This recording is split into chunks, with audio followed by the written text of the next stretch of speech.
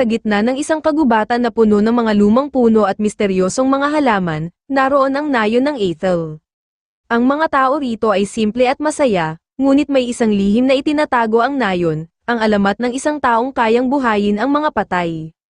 Ang taong ito ay si Elian, isang batang lalaki na may kakaibang kakayahan. Mula pagkabata, nararamdaman niya ang isang kakaibang enerhiya na dumadaloy sa kanyang mga kamay. Sa simula, hindi niya alam kung ano ito, ngunit habang lumalaki siya, natutunan niyang kontrolin ang kapangyarihang iyon. Maaari niyang ilipat ang mga bagay gamit ang kanyang isip, makakita sa dilim, at magpagaling ng mga sugat. Ngunit ang kanyang pinakamalaking kakayahan ay ang kakayahang buhayin ang mga patay. Ang kanyang kakayahan ay isang biyaya at isang sumpa. Ang mga tao sa nayon ay nagmamahal kay Elian dahil sa kanyang kakayahang ibalik ang kanilang mga mahal sa buhay, ngunit natatakot din sila sa kanyang kapangyarihan. Alam nilang ang pagbuhay sa mga patay ay isang mapanganib na gawain, at maaaring magdulot ng kaguluhan sa kanilang mundo. Isang araw, isang malakas na bagyo ang tumama sa nayon ng Aethel. Ang mga bahay ay nasira, ang mga pananim ay nawasak, at marami ang namatay. Ang mga tao ay nalulungkot at nawalan ng pag-asa. Nang makita ni Elian ang pagdurusa ng kanyang mga kapwa, nagpasya siyang gamitin ang kanyang kapangyarihan upang tulungan sila. Isa-isa niyang binuhay ang mga namatay sa bagyo, at nagbalik ang saya at pag-asa sa nayon. Ngunit hindi nagtagal, nagsimulang magpakita ang mga panganib.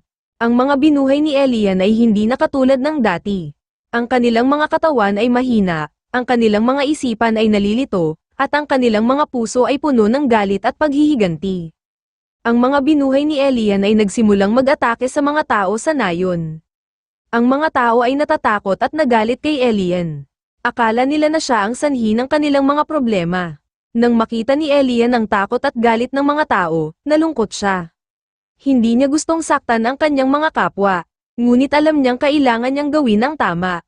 Nagpasya siyang iwanan ang nayon ng Aethel at maglakbay upang mahanap ang paraan upang tulungan ang mga binuhay niya. Alam niyang may isang lugar kung saan matatagpuan ang sagot sa kanyang problema. Sa kanyang paglalakbay, nakasalubong ni Elian ang iba't ibang mga tao. May mga taong tumulong sa kanya, at mayroon ding mga taong nagtangkang saktan siya. Natuto siyang makipaglaban, at natuklasan niyang ang kanyang kapangyarihan ay mas malakas kaysa sa inaakala niya. Sa wakas, nakarating si Elian sa isang lugar na tinatawag na The Land of the Dead. Isang lugar kung saan naninirahan ang mga kaluluwa ng mga namatay. Sa The Land of the Dead, nakilala ni Elian ang isang matandang babae na nagngangalang Elara. Si Elara ay isang mangkukulam na may malalim na kaalaman sa mga patay. Sinabi ni Elara kay Elian na ang kanyang kapangyarihan ay isang biyaya, ngunit kailangan niyang matutunan kung paano ito gagamitin ng tama.